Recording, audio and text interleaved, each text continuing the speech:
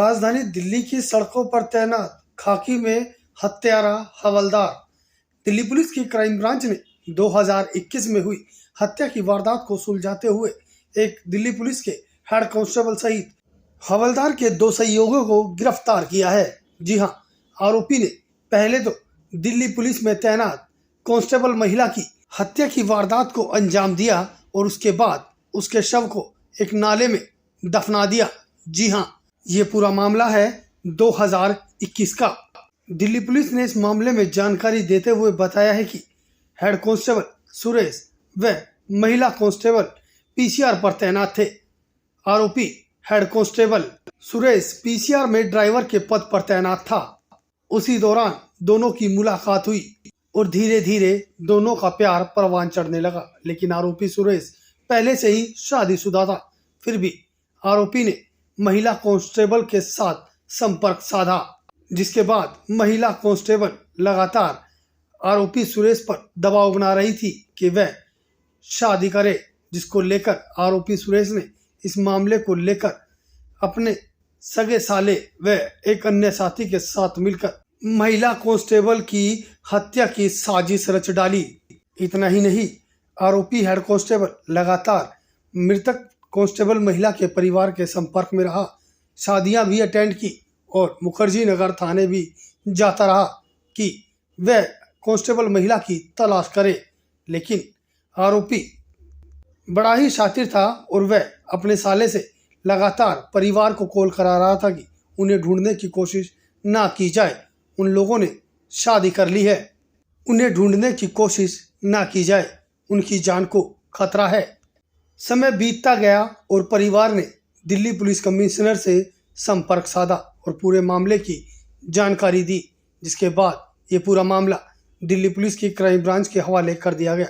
Crime branch ने कड़ियां जोड़ते हुए एक नंबर का पता लगाया और उस नंबर को ट्रेस किया गया, जबकि आरोपी इस नंबर से अपने साले से लगातार कॉल करा रहा था कि वह जगह बदल कर लगातार परिवार से संपर्क करता रहे, जिससे कि दिल्ली पुलिस को भी एक बड़ी कामयाबी हासिल हुई है। जिसके बाद इस मामले की गुत्थी को सुलझाते हुए हत्यारे कांस्टेबल सहित उसके साले व एक अन्य साथी को गिरफ्तार किया गया है। आरोपी ने पूछताछ के दौरान खुलासा किया कि जब महिला कांस्टेबल लगातार शादी का दबाव बना रही थी, उसी दौरान हेड कांस्टेबल ने उसे कहा कि चलो मैं अपने परिवार से तुम्हें मिलाकर लाता हूं, और वहां से एक ऑटो बुक किया और महिला कांस्टेबल को मुखर्जी नगर से अलीपुर के लिए लेकर निकला। लेकिन रास्ते में ही ऑटो को रुका कर वहां पर ऑटो वाले को वापस भेज दिया, कहा कि यहीं पर हमारा घर है, हम पैदल ही चले जाएंगे। लेकिन कुछ ही देर बाद आरोपी ने महिला कांस्टेबल का गला दबाकर उसकी हत्या की वारदात को अंजाम दे दिया और उसके शव को नाले में पत्थरों के नीचे दबा दिया, जिसके बाद अब आरोपी की निशानदेही पर वहां से एक कंकाल दिल्ली पुलिस की क्राइम ब्रांच की टीम ने बरामद किया है। असल न्यूज़ ब्यूरो रिपोर्ट। हमारे डीसीपी संजय भाटिया और एसीपी रविंद्र राजपूत के नेतृत्व इंस्पेक्टर बैठे उन्होंने बहुत ही बेहतरीन डिटेक्शन और इन्वेस्टिगेशन का काम किया और मैं कहूँगा कि ये मिसाल इन्वेस्टिगेशन है, तो आने वाले समय में भी इसकी मिसाल है। इसमें कहानी है कि जो लेडी कांस्टेबल थी 2021 में मिसिंग हुई, सितंबर 2021 में मिसिंग हुई और उसके बाद लगभग 2 साल तक जो अक्यूज था इसमें सुरेंद्र सिंह राणा, जो दिल्ली पुलिस में ही हेड कांस्टेबल ड्राइवर है, उसने ऐसा जाल रचा कि किसी को समझ ही नहीं आ रहा था कि ये भी कातिल हो सकता है। फैमिली के साथ घूमता रहा, फैमिली मेंबर बन के उनके साथ घूमता रहा और इस तरह से उसने नाटकीय अंदाज में उनकी फंक्शंस अटेंड करता रहा, उनकी शादियां अटेंड करता रहा और थाने मुखर्जी नगर में जाके बोलता था कि उनको ढूंढो भी, क्यों नहीं ढूंढ रहे इसको। और उनकी फैमिली के साथ इस प्रकार का उसने रेपो बना लिया कि ये तो हो ही नहीं सकता है और उनको उस पर विश्वास रहा और उन्होंने कभी बीच बीच में उनको शक तो होता था कि क्या है ये, मतलब लास्ट सीन इसके पास था, इससे टच में थी, फिर गायब होगी, लेकिन वो इस तरह से नाटक करता रहा और फिर जो उसने अपने नाटक को आगे बढ़ाने के लिए कुछ और नाटकीय अंदाज में कार्रवाई की, जिसमें क्या किया उसने कि अपने साले को रोक इन किया। साला गाविन नाम का है, ये जज्जर सालावास का रहने वाला है। उसको कहा कि तू जगह जगह से कॉल करेगा इसकी फैमिली, और कॉल में इस प्रकार से पेश आएगा कि मैं अरविंद नाम का हूँ और मेरे साथ ये लड़की भाग के आ गई है और मेरे घर वालों से इसको और मुझको दोनों को खतरा है, तो इसलिए हम दोनों को छुप के रहने की जरूरत है। आप हमें फोर्स मत कीजिए, हम आपके पास आ जाएंगे कुछ समय। अभी हमारी जान खतरे में, हम पंजाब में इधर है उधर है, इस प्रकार की ये बातें करता रहा। और साथ में इसने एक और चालाकी की कि जब इसके साथ ये संपर्क में थी कुछ सालों से, इसकी रिकॉर्डिंग कर लेता था। तो बाद में जब ये एक दो बार इसने ये भी किया कि फोन पे उसकी आवाज सुना देता था, पहले की रिकॉर्डिंग की हुई थी कि ये तो बहुत गुस्से में आज, ये तो ये इस प्रकार से है और ये तुमसे बात नहीं करना चाह रही। मतलब इतना ज्यादा इसने शातिर ढंग से इस मर्डर को किया और फिर आगे बॉडी को भी कंसील कर दिया 2 साल तक। तो इसका जो वर्जन है, अभी ये सारी चीज कोरोबरेट होनी है, लेकिन जो जो चीज हमें लग रही है कि शायद कुछ हद तक ठीक है, तो ये उस लड़की का दिल्ली पुलिस में वो भर्ती हुई थी 2014 में, 14 में था, और फिर पीसीआर में रही 4-5 साल। पीसीआर में ये भी था, पराक्रम वैन पे लड़ते थे तो इनकी जान पहचान हो।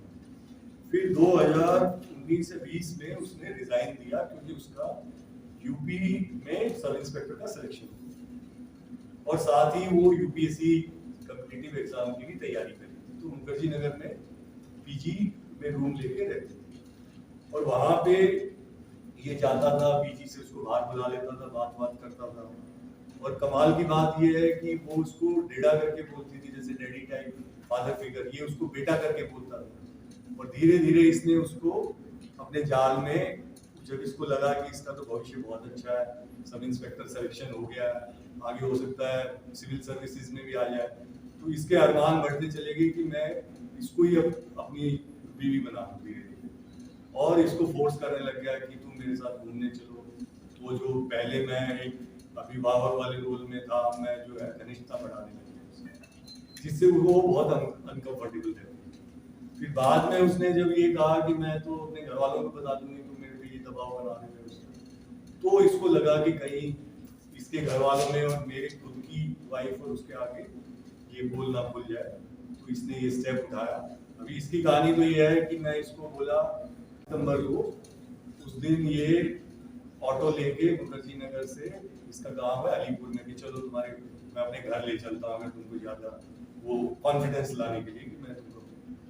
और फिर वहाँ एक सुनसान जगह में जहाँ पे केवल एक नाला है, खेत वेत से है, जंगल टाइप का है, वहाँ ले जाके ऑटो को रुकवा दिया कि तुम जाओ, हम यहाँ से पैदल चल जाएंगे अपने गाँव, हमारा गाँव पास में।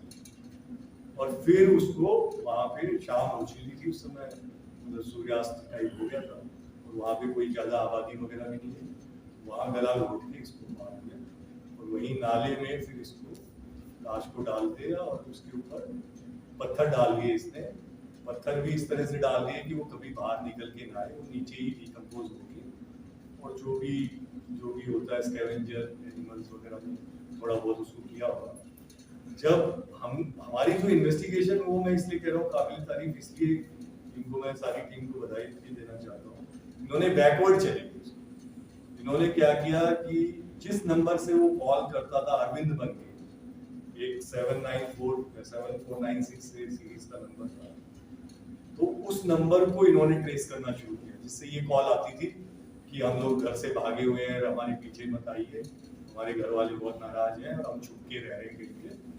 उस नंबर को ट्रेस किया तो वो इशू हो रखा था एक पवन कुमार की आईडी पे।